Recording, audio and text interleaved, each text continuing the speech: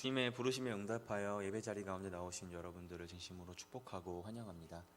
우리가 함께 이 시간 찬송가 539장 너 예수께 조용히 나가 함께 찬양하도록 하겠습니다.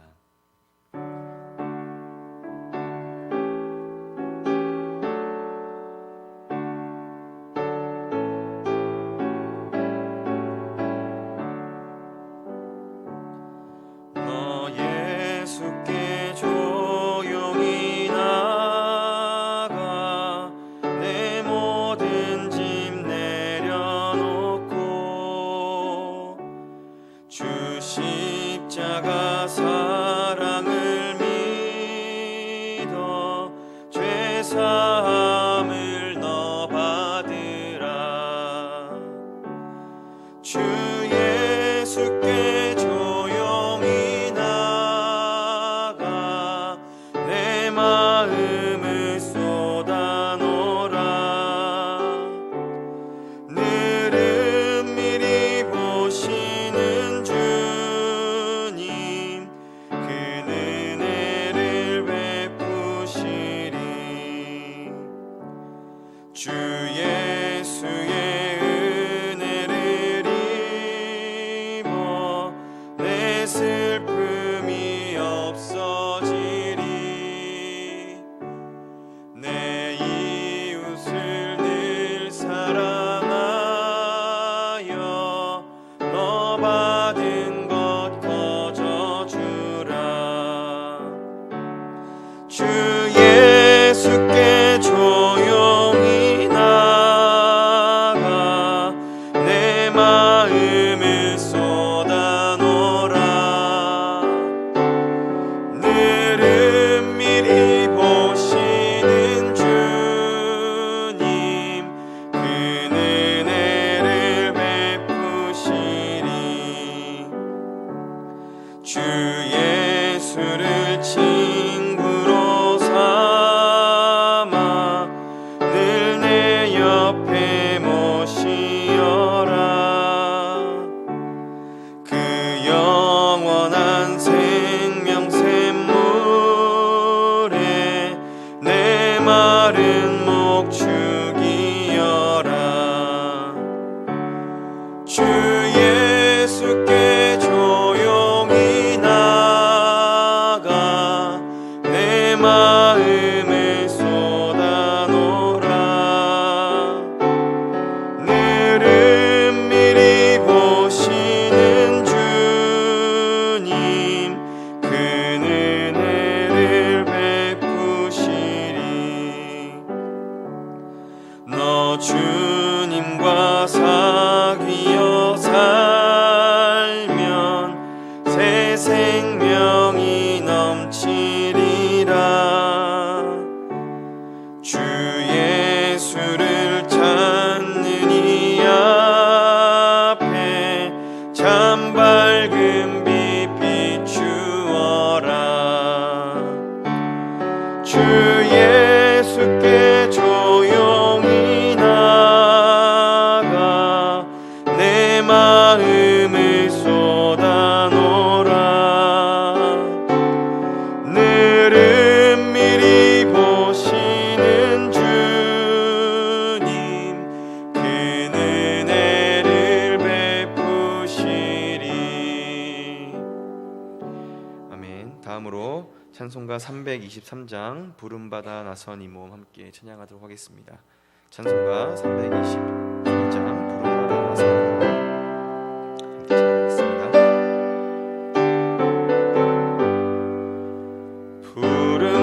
부름받아 나선 이 몸 어디든지 가오리다.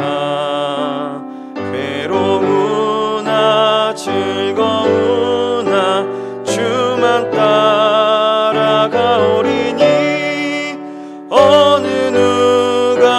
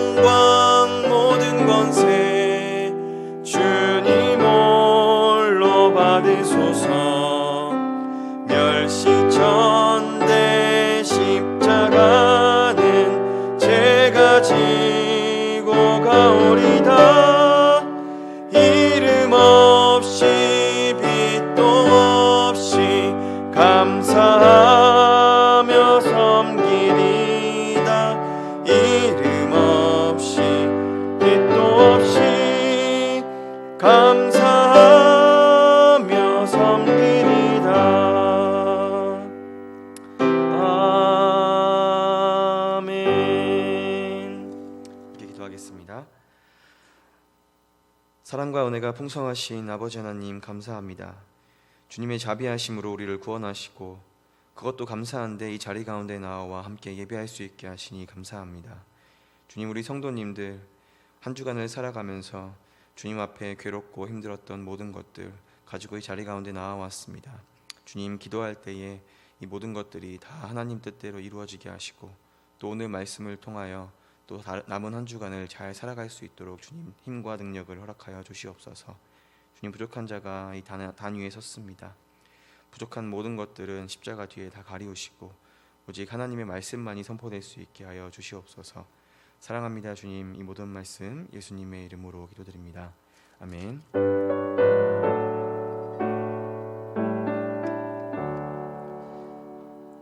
하나님께서 우리에게 허락하신 말씀은 로마서 10장 13절부터 15절까지의 말씀입니다.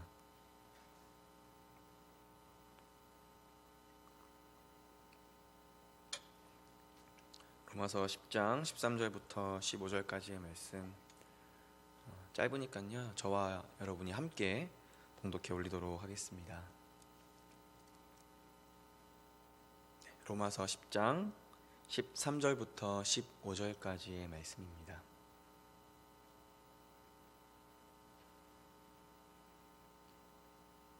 다 찾으셨으면 함께 읽도록 하겠습니다. 누구든지 주의 이름을 부르는 자는 구원을 받으리라. 그런즉 그들이 믿지 아니하는 이를 어찌 부르리요? 듣지 못한 이를 어찌 믿으리요? 전파하는 자가 없이 어찌 들으리요? 보내심을 받지 아니하였으면 어찌 전파하리요? 기록된 바 아름답도다 좋은 소식을 전하는 자들의 발이여함과 같으니라. 아멘. 주님의 부르심에 응답하여 이 자리 가운데 나오신 여러분들을 진심으로 축복하고 환영합니다. 오래전 조선 팔도를 돌아다니면서 복음을 전하는 사람들이 있었습니다. 잠깐 그 사람들에 대해서 이야기해드리고자 하는데요. 한 사람이 길을 걷고 있었습니다. 그런데 뒤에서 소리가 들렸습니다. 저기요, 잠시만 서보시오. 예수님을 아시오? 예수님을 믿어보시오. 예수님께서 당신에게 복과 구원과 영원한 생명을 주실 것입니다. 한번 이 성경책을 봐보시오. 이 성경책 안에 바로 그 내용들이 다 담겨 있어. 근데 이 이야기를 들은 사람의 반응은 냉담했습니다. 돈이 없으니까 딴 데 가서 알아보시오. 그래서 다시 이야기합니다. 아니, 돈이 없어도 괜찮습니다. 보리쌀도 괜찮고 계란도 괜찮고 집신도 괜찮으니까 이 성경책을 한번 물물 교환하면 어떻겠습니까? 다시 또 그 사람이 대답합니다. 글쎄, 나는 글도 모른다니까 왜 나한테 그런 걸 자꾸 요구하는 거요? 그러니까 이제 그 성경책을 파는 사람이 그 사람한테 이야기합니다. 그러면 제가 글도 가르쳐 드리겠소. 집이 어디요? 하면서 집까지 쫓아가서 자, 보찜을 풀어서 기역을 놓고 이게 기역이고 이게 니은이고 하면서 한글을 하나하나 자음부터 모음까지 잘 알려주었습니다. 이렇게 한글 조각을 꺼내서 친절하게 한글도 알려주고 또 복음에 대해서 전했던 사람이 있습니다. 그리고 헤어지면서 이제 이야기합니다. 제가 다음 장날에 다시 올 테니까 이 성경책을 잘 읽어보고 혹시 궁금한 것이 있으면 다시 한번 저한테 물어보시면 됩니다. 이 이야기의 주인공은 바로 선교사들이 조선에 오기 전에 조선인들에게 성경과 그리고 복음을 전했던 사람들의 이야기입니다. 공짜로 성경책을 주면 이것이 얼마나 가치 없이 느껴질까 해서 집신이나 계란, 그 사람이 가지고 있는 것과 물물 교환했던 일들이 있습니다. 종이는 당시에 굉장히 귀한 것이었기 때문에 그냥 주면 다시 되팔아 버릴까 봐 이렇게 정말 소중하다라는 것을 잘 알려주고 팔았습니다.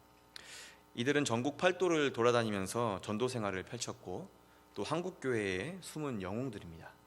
이 사람들이 누구냐면은 바로 권서들입니다. 이들은 팔도 강산을 넘고 물 건너 산 넘어 어디든지 가서 복음을 전했습니다. 성경책을 가지고 가서 성경을 모르는 사람에게 성경을 알려줬고 한글을 모르는 사람에겐 한글을 먼저 가르치고 복음을 전했습니다. 하나님께서는 이 조선이라는 나라에 권서들을 보내셨습니다. 이 조선이라는 나라는 정말 복음을 전할 수 없었던 불모지로 되게 유명했었는데요. 유교와 샤머니즘 그리고 노예제도와 그리고 신분이 있었던 이곳에 예수님의 진리만이 참된 진리이고 참된 구원이다라고 전파했던 사람들이 바로 이 권서들입니다. 대한민국은 원조를 받다가 원조를 하는 나라로 참 유명하죠. 근데 한 가지 더 자랑할 것이 있다면 방금 이야기했던 이 내용입니다. 선교사가 들어오기 전부터 전국에 복음과 성경 이것을 널리 퍼뜨렸던 나라이기도 하지요. 이 모든 일을 하나님께서 하셨습니다. 그래서 우리 믿는 사람들은, 또 믿지 않는 사람들도 하나님께서 이 나라 대한민국을 세우셨구나 라고 이야기하기도 합니다. 하나님께서는 혼자 하시지 않으시고 많은 사람들을 통해서 이 나라에 복음을 전하시고 또 많은 사람들의 순종을 그리고 열정을 받으셔서 이 나라 이민족을 세워가셨습니다. 오늘 우리가 읽은 말씀도 마치 이 권서들과 같습니다. 모든 그리스도인들은 하나님의 말씀에 순종함으로 복음을 모르는 자들에게 복음을 전해야 합니다. 13절부터 차근차근 이제 설명해 드리고자 하는데요. 우리가 읽은 13절만 보면 설교의 모든 내용을 다 알 수 있습니다. 사실 설교의 핵심이 13절의 말씀인데요. 13절에 이렇게 이야기합니다. 누구든지 주의 이름을 부르는 자는 구원을 받으리라 라고 바울은 이야기했습니다. 누구든지 구원을 받을 수 있다. 누가 구원을 받는다고 이야기합니까? 누구든지 주의 이름을 부르면 구원을 받는다라고 이야기합니다. 차별 없이 예수 그리스도의 이름을 부르면 구원을 받을 수 있다라고 말하는 것이죠. 먼저 이렇게 바울은 사람이 어떻게 구원을 얻는지에 대해서 설명해 주었습니다. 먼저 답을 드리자면 17절에 그 답이 나옵니다. 믿음은 들음에서 나며 들음은 그리스도의 말씀으로 말미암느니라. 아멘. 복음을 듣고 하나님께서 주시는 그 마음, 믿음으로 그리스도를 믿고 구원에 이른다라고 17절에 이야기하고 있습니다. 하지만 단순히 바울은 그냥 복음을 믿고 구원을 얻는다라고만 표현하고 있지 않습니다. 13절, 14절, 15절 말씀을 보면은 바울은 단계적이고 치밀하게 마치 경찰이 범인을 수사하는 것처럼, 혹은 이제 수학 문제를 푸는 학생이 차근차근 이제 수학 문제를 풀어나가는 것처럼 이제 설명을 하고 있습니다. 단어 하나하나 신경 써가면서 이 복음에 대해서, 복음이 어떻게 전달되고 또 우리가 어떻게 믿을 수 있는지에 대해서 설명을 해주고 있습니다. 13절 주의 이름을 부르는 자는 구원을 받으리라 라는 말은 다른 말로 바꾸어 말하면, 17절 말씀을 적용해서 말하면 믿는 자는 구원을 얻는다. 예수 그리스도를 믿는 자는 구원을 얻는다라는 말입니다. 믿어야 주를 부를 수 있는데 라고 이제 14절에 이야기를 하고 있는데요. 믿지 아니하는 이를 어찌 부르리요 라고 이야기하는데, 이것은 주님을 부를 수 없는 이유가 믿음이 없기 때문이다 라고 말하는 것입니다. 그렇다면 이제 주의 이름을 부르고 구원을 받기 위해 필요한 것이 무엇이라고 지금 말하는 겁니까? 바로 믿음입니다. 참 쉽고 간단한 문제이죠. 믿음으로 구원을 받는다. 신학적인 용어로는 이제 우리가 이신칭의라고 해서 믿음으로써 이제 구원을 얻는다라는 말인데요. 바울은 여기까지 구원은 어떻게 받는 것인지 그 원리와 방법에 대해서 이제 설명을 했습니다. 그리고 이어지는 내용에 대해서는 이 말씀은 어떤 방법을 통해서 이제 전해지는지에 대해서 설명을 해줍니다. 하나님께서 어떻게 일하시는지에 대해서 말씀을 하고 있는 것인데요. 믿음은 어떻게 생겨나는 걸까요? 가만히 있으면 그냥 우리가 믿어지는 걸까요?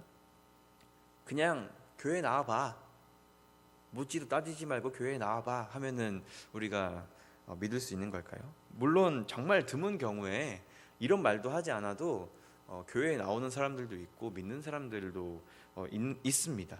이제 제가 학창 시절에 중고등부를 다닐 때 새신자가 갑자기 우르르 5명이 온 적이 있습니다. 이제 그 5명이 와가지고 이제 겉으로 보기에는 이제 교회에 나오지 않을 법한 친구들이 교회에 나온 것이었어요. 그래가지고 이제 전도사님이랑 이제 저희랑 같이 쟤네가 왜 나왔을까 이야기를 막 하면서 예배를 진행했습니다. 그리고 예배가 다 끝이 나고 나서 전도사님께서 그 친구들에게 이제 물어본 거예요. 도대체 교회는 왜 나왔니? 라고 물어본 거예요. 환영해야 되는데 안 나올 것 같은 애들이 나와 있으니까 도대체 왜 나왔니? 라고 이제 물어본 거죠. 그랬더니 한 친구가 제가 꿈에서 어떤 빛을 봤는데요, 그 빛에서 이야기가 나오는데 교회에 한번 가봐라 라고 이야기가 나오는 거예요. 그래서 제가 신기해가지고 제 친구 4명을 데리고 한번 와봤어요. 그 친구가 크고 성장해서 제가 이전에 섬기던 교회의 초등부 교사로 아직도 섬기고 있습니다. 이렇게 하나님께서는 정말 놀라운 방법을 통해서도 일하시긴 하는데 하지만 그 사람들이 교회에 온다고 해서 바로 믿음을 갖는 건 아닙니다. 어떤 누군가를 통해서 복음을 듣죠.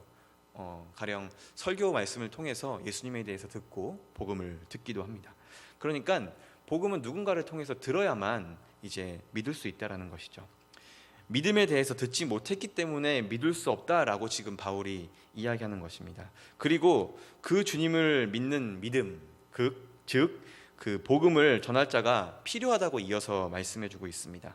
그리고 마지막으로, 정말 마지막으로 최종적인 이유에 대해서 이렇게 설명을 합니다. 15절, 누군가가 복음을 전하러 와야 믿지 않겠냐라고 이제 이야기합니다. 조선인이 구원을 얻기 위해서 하나님께서 권서라는 사람들을 보내셨습니다. 그리고 그 권서들은 성경을 가지고 복음을 가지고 전국 팔도를 돌아다니면서 복음을 전했습니다. 그리고 그 복음을 들은 사람들은 하나님의 놀라운 은혜로 믿음이 생기고 그리고 주님을 주라고 부를 수 있게 되었습니다. 그리고 구원에 이를 수 있게 된 것이죠. 바울은 꼭 이런 순서로만 구원을 얻는다고 말하지는 않습니다. 하나님께서 사람을 통해 일하신다라는 것을 지금 이렇게 방법적인 것으로 순서적으로 이야기하는 것이죠. 하나님의 백성의 첫 출발이었던 아브라함을 한번 보십시오. 굳이 하나님께서는 이방신을 섬기고 있던 한 사람을 택해서 먼 거리를 이제 지나오게 하십니다. 거의 한 5,000km 정도, 3,000km 정도 되는 거리를 지나서 이 한 사람이 이제 이스라엘, 그러니까 그 당시에는 가나안 땅으로 오게 됩니다. 그 오는 과정도 험난하고 아마 힘들었겠죠. 그리고 하나님께서 훈련시키시고 아브라함을 하나님의 백성으로 세워가십니다. 우리가 아브라함을 부를 때에 믿음의 조상이다 이렇게 많이 부르지요. 근데 이 아브라함의 일생을 보면은 과연 이 사람이 믿음의 조상이야? 라고 할 정도로 참 이상한 일들을 많이 행합니다. 아내를 누이라고 2번이나 속이고 하나님께서 분명히 너에게 언약을 약속해서 내가 하나님의 땅에 이를 수 있게 하고 또 너를 통해서 많은 자손들이 태어날 거다라고 약속해 주셨음에도 불구하고 자기의 힘으로 이스마엘을 낳기도 합니다. 그래서 13년간 하나님께서 침묵하는 일들도 겪게 됐죠. 정말 이런 것들을 바라보면은 하나님께서 얼마나 이렇게 비효율적이고 번거롭게 일하시는가 한번 의문이 들기도 합니다. 굳이 창세기 15장 13절에는 하나님께서 또 약속을 하시는데요. 13절에 보면은 400년 동안 하나님께서 너의 민족이 이방 민족의 노예가 되고 종이 되어서 400년 동안 섬기다가 4대 만에 그곳을 나올 거다라고 계획을 하십니다. 그래서 아브라함이 본인의 일생을 잘 살아가고 또 이삭을 낳고 또 야곱을 낳고 요셉을 통해 하나님께서 또 번거로운 일들을 행하십니다. 요셉이 미디안 상인들에 의해서 팔려가고 또 애굽에 도착한 이 요셉이 종이 되고 감옥에 가고 그리고 총리가 되고 이런 일들을 겪습니다. 그리고 요셉을 모르는 그 요셉의 정치에 동의하지 않는 새로운 바로 왕이 일어나서 이스라엘 민족을 막 힘들게 합니다. 그리고 그 힘들게 한 사람들을 통해서 그 사람들 중에서 하나님께서 또 모세라는 사람을 선택하십니다.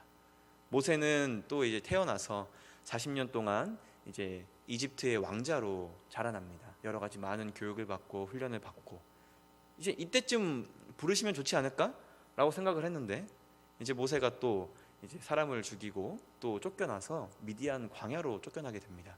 그래서 미디안 광야를 떠돌다가 아내를 만나고 40년간 양을 치게 됩니다. 사실 이 내용들은 정말 수천 년, 거의 800년에서 1000년 가까이에 있던 일인데요. 하나님께서는 이렇게 모세라는 사람을 훈련시키셔서 이스라엘 민족을 이제 구원해 내십니다.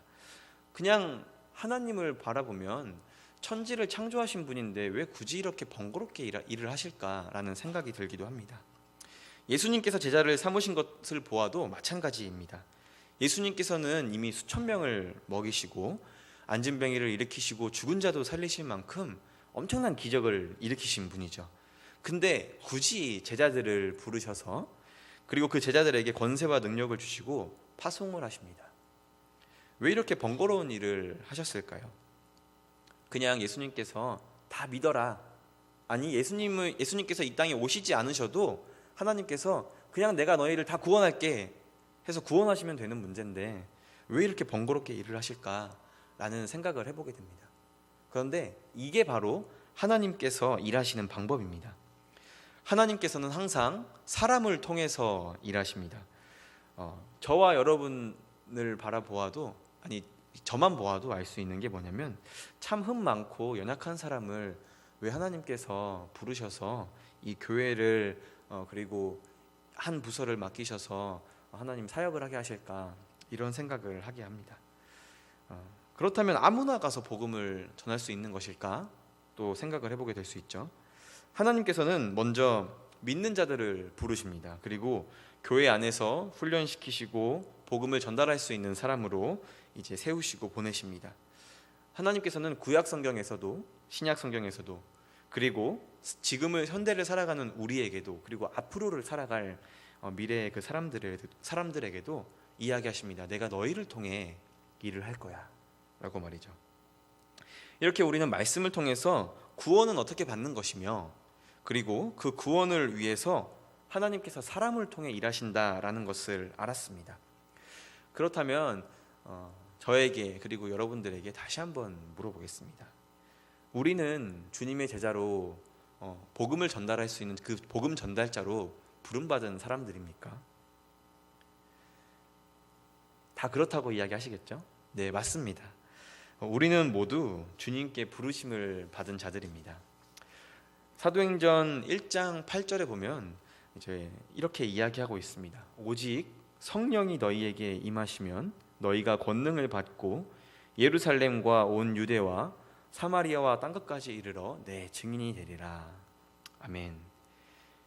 예수님께서는 사도행전을 시작함과 동시에 승천하십니다. 그러면서 승천함과 동시에 우리에게 다른 것들을 약속해 주셨죠. 바로 성령입니다. 성령이 너희에게 임하면 이라고 말씀을 하시면서 성령이 너희와 함께 할 거야 라고 이야기해 주고 계십니다.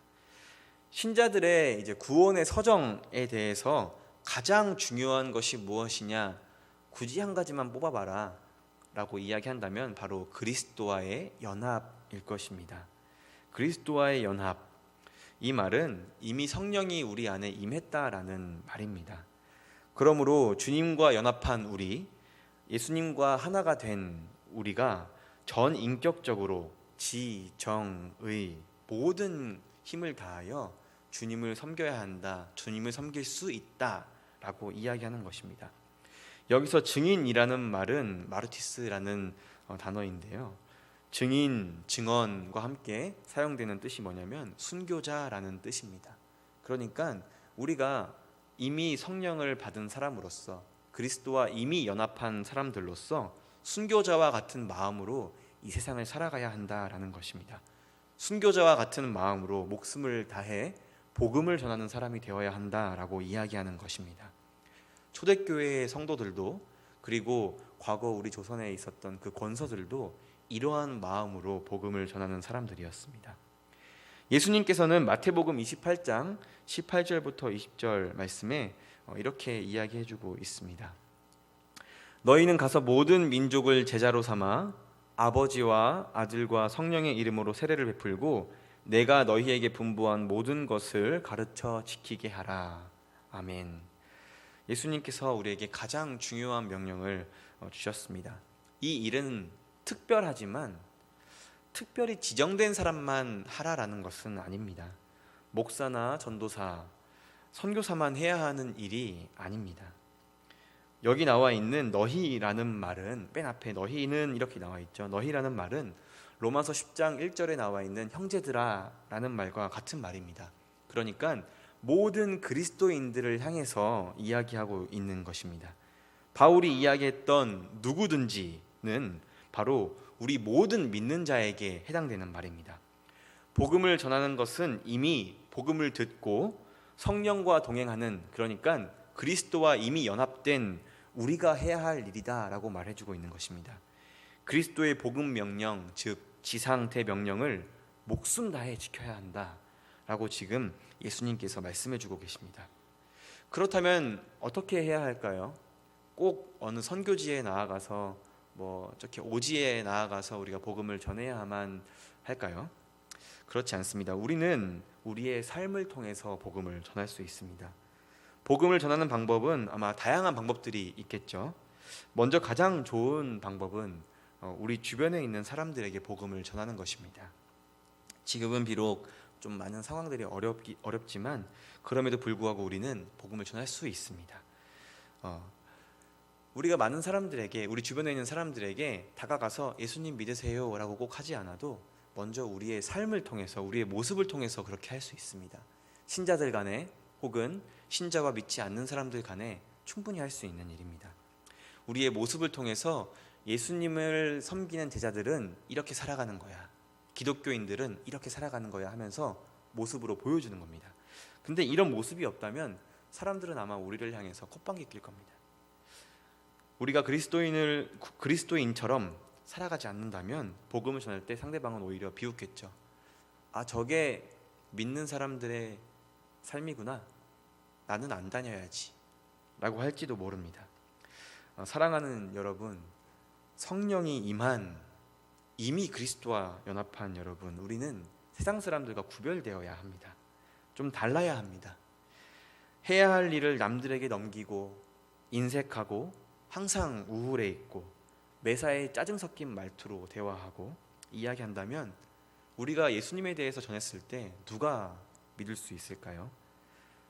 나는 원래 이런 사람이야, 이런 사람이어도 예수님께서 나 사랑해 주셔, 맞는 말이긴 합니다. 하지만 우리가 다른 사람들에게 덕이 되지 않겠지요. 믿는 신자들 간에도 혹은 믿지 않는 사람들에게는 더더욱 크게 와닿을 것입니다. 복음을 전하기에 앞서서 우리는 먼저 그리스도인이 되어야 합니다. 그냥 기독교의 사상과 가치관이 좋아서 내 마음에 마치 평안을 주는 마음이 그냥 들어서 내가 교회에 다녀 라고 이야기한다면 사실 우리는 산에 올라가서 돌을 닦아야 할 겁니다. 하지만 우리는 이렇게 연약합니다. 하나님도 알고 계십니다, 우리가 연약하다는 것을. 그래서 자신의 백성들에게 하나님께서 한 가지 약속을 해주셨습니다. 우리가 아까 읽었던 말씀이기도 한데요, 항상 함께 하시겠다라고 우리에게 말씀해 주십니다. 오직 성령이 너희에게 임하시면 이라는 말을 통해서 이야기해주고 계십니다. 또 예수님께서 말씀하셨던 것처럼 볼지어다 내가 세상 끝날까지 너희와 항상 함께 하겠다라고 말씀해 주신 것입니다. 볼지어다 내가 세상 끝날까지 너희와 항상 함께 있으리라. 아멘. 예수님께서는 명령만 하시는 분이 아니십니다. 명령을 하시고 약속을 해주십니다. 내가 너희와 항상 함께 할게, 내가 너와 함께 하니까 할 수 있어 라고 이야기해 주십니다.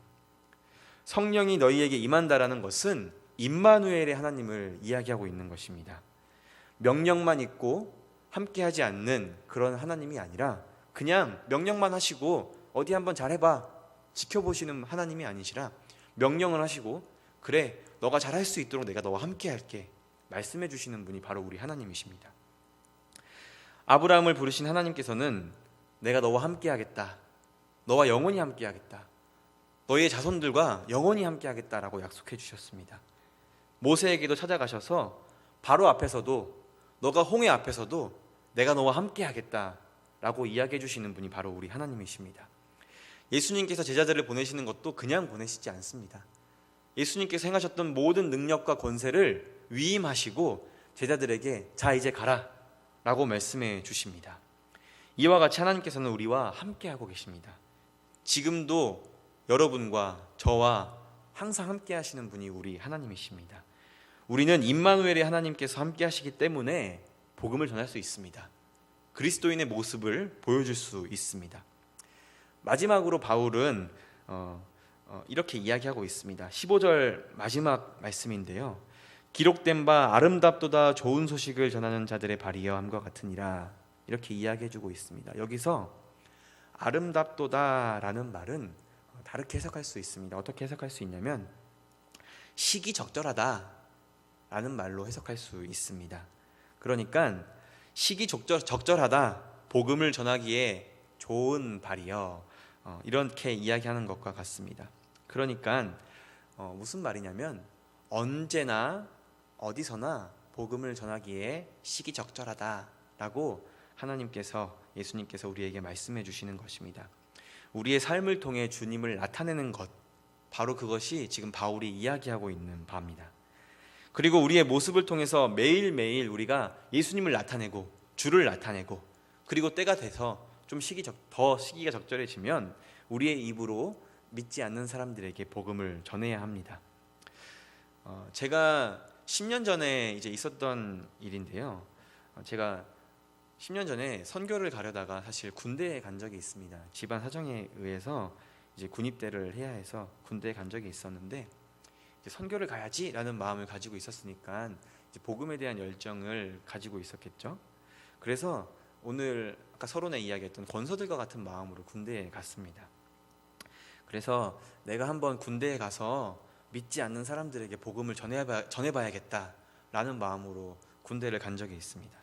근데 현실이 참 녹록지가 않았습니다.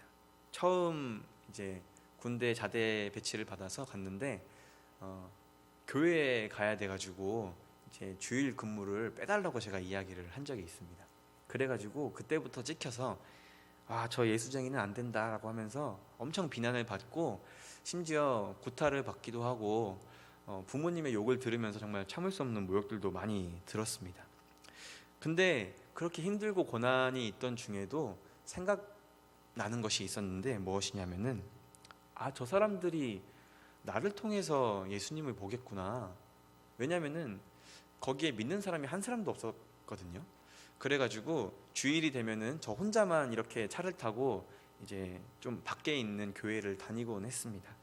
그래서 저 사람들이 나를 통해서 예수님을 볼 텐데 내가 좀 더 섬기고 애써서 정말 예수님의 참된 모습을 드러내야겠다, 나타내야겠다라고 생각을 하면서 살았습니다. 이제 그러던 도중에 또 한 가지 이제 유혹이 왔습니다. 이제 대대 군종병이라고 해서 이제 다른 사병들처럼 일반적으로 이제 일을 안 하고 그냥 교회에만 있으면 되는 이제 직분이었는데, 이제 그게 왔을 때 참 고민이 많이 되더라고요. 너무 힘들고 괴로운데 그냥 교회로 도피할까? 라는 생각을 많이 했습니다. 그래서 많은 고민을 하다가 그냥 거절을 했습니다. 왜냐하면 제가 처음 가졌던 그 마음 때문입니다. 이 현장에서 사병들과 함께 땀 흘리고 내가 그리스도인의 모습을 보여주면서 예수님이 누구신지 보여줘야 되는데, 내가 그냥 교회 섬긴다고 훌랑 떠나버리면 이 사람들은 또 언제 복음을 들을 수 있을까? 라는 생각을 가지고 정말 아쉽지만 이제 그 중대장님의 그 제안을 거절했습니다. 1년 8개월이라는 시간 동안 그리스도인의 삶을 살아가면서 굉장히 많이 힘들고 어려웠습니다. 그렇지만 거기서 남들보다 더 열심히 일하고 그리스도인이 이렇게 사는 것이다 라는 것을 보여주면서 살았습니다. 경계 근무를 쓰러 갈 때면 간접적으로 또는 직접적으로 예수님에 대해서 전하고 복음에 대해서 전했습니다. 그렇게 시간이 지나고 이제 제대를 1개월, 제대를 한 달 앞둔 시간이 되었습니다. 이제 그때 이제 교회에 가려고 뒤를 돌아봤을 때는 30명이나 되는 장병들이 저와 함께 교회에 함께 갔습니다. 이제 그런 걸 보면서 진짜 말씀의 능력이 있구나라는 것을 경험하게 됐습니다. 제가 말씀드렸듯이 하나님께서 사람을 통해 일한다고 이렇게 말씀을 드렸습니다. 하지만 바울이 10장 17절에 이렇게 이야기합니다. 그러나 믿음은 들음에서 나며, 그리고 그 다음 말씀이 중요합니다. 들음은 그리스도의 말씀으로 말미암았느니라 라고 이야기하고 있습니다. 사람이 아무리 열심히 행한다 한들 하나님의 말씀이 없으면, 복음이 없으면 결코 누구도 교회에 올 수 없고 처음으로 돌아가서 구원을 얻을 수도 없는 것이죠. 하나님께서 우리와 함께 하실 때 가능한 것입니다. 아무리 힘들고 어려운 상황에서도 우리는 우리와 함께 하시는 주님과 함께 복음을 전하고 그리스도인의 모습을 드러내며 살아가야 합니다. 바울은 우리에게 고린도전서 9장 14절에 이렇게 이야기하고 있습니다. 복음을 전하는 자들이 복음으로 말미암아 살리라 라고 이야기하고 있습니다. 사랑하는 여러분, 그리스도인은 다른 어떤 것으로 살아가지 않습니다. 복음으로 살아가는 것이 바로 우리 그리스도인입니다. 그 가운데 주님께서 주시는 은혜를 통해 살아가는 것이죠. 아직 믿지 않는 가족에게, 한 번도 복음을 들어보지 못한 내 친구에게, 나와 수년간 함께했던 직장 동료에게, 그리고 내가 분리수거를 하러 갈 때마다 계시는 그 경비원에게 복음을 전해야 합니다. 꼭 말이 아니라 그리스도인의 모습을 통해서, 나의 모습을 통해 예수님을 보여주며, 그리고 천천히 내 입으로 이야기할 수 있는 겁니다. 예수님 믿으세요. 그때 그 사람이 비로소 그리스도인의 삶이 이런 거구나, 나도 한번 믿어봐야지 라는 마음을 갖게 될 것입니다. 우리는 먼저 복음을 안 자들로서 주님의 명령을 따라야 합니다. 직장에서, 가정에서, 삶의 터전에서, 그리고 선교사로서의 삶을 살아가야 합니다. 저와 여러분이 이런 삶을 살았으면 좋겠습니다. 아마 지금 코로나의 시기에서 더 어렵고 힘들겠죠. 그럼에도 불구하고 예수님께서는 바로 이때가 가장 시기적절한 때다라고 이야기해주고 계십니다. 이렇게 우리가 올 한 해를 살아갔을 때, 올해가 다 지나서 12월 마지막 주가 됐을 때 예림교회와 그리고 나아가서 한국교회에 복음의 간증들이 넘쳐났으면 좋겠습니다. 이번 한 주도 우리가 그리스도인의 모습을 나타내며 또 예수님의 복음을 들고 살아갈 수 있는 그런 우리 모두가 되었으면 좋겠습니다. 함께 기도하겠습니다. 사랑하는 주님, 감사합니다. 우리에게 주님의 귀한 복음을 허락하시고 먼저 믿은 자들에게 또 귀한 명령을 주시니 감사합니다. 주님, 주님께서 우리에게 말씀하신 이 명령을 결코 헛되이 가벼이 여기는 자가 아니라 정말 주님의 복음을 들고 살아갈 수 있는 자로 주님 인도하여 주시옵소서. 힘들고 어려운 시기입니다. 그럼에도 불구하고 우리에게 용기 주셔서, 능력을 주셔서 우리의 모습을 통해, 우리의 입술을 통해 복음을 전할 수 있는 자가 되게 하여 주시옵소서. 사랑합니다. 주님, 이 모든 말씀 예수님의 이름으로 기도드립니다. 아멘. 네, 교회 소식 전해드리도록 하겠습니다. 특별한 광고는 없고요. 양육과정 오리엔테이션이 있습니다. 3월 7일에 4부 예배 후에 4층 제2교육관에서 오리엔테이션이 있으니까요. 대상자들은 모여주시면 좋겠습니다. 그리고 교회 청소 및 소독 실시에 대해서 1층 로비에 담당 구역과 관할 장소가 있으니까 참고해 주셨으면 좋겠습니다. 네, 그러면 찬송가 505장 온 세상 위하여 1절과 3절 부르시고 주기도문으로 예배를 마치도록 하겠습니다.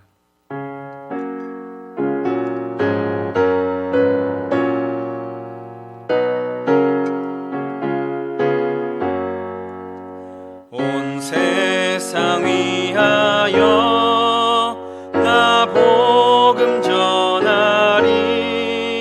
만 백성 모두 나와서 주 말씀 들으라. 죄 중에 빠져서 헤매는 자들아, 주님의 음성 듣고서 너 구원받으라. 전하고 기도해 매일 증인 되리라. 세상 모든 사람 다 듣고 그 사랑 알도록 온 세상 위하여 주 은혜 임하니. 주 예수 이름 힘입어 이 복음 전하자. 먼 곳에나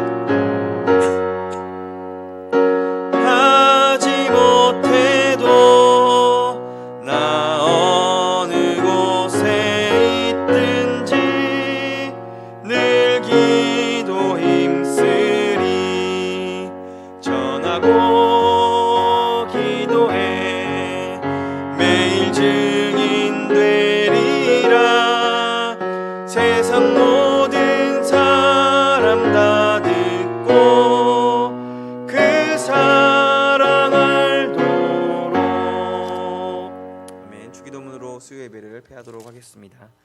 하늘에 계신 우리 아버지여, 이름이 거룩히 여김을 받으시오며 나라의 임하옵시며 뜻이 하늘에서 이루어진 것 같이 땅에서도 이루어지이다.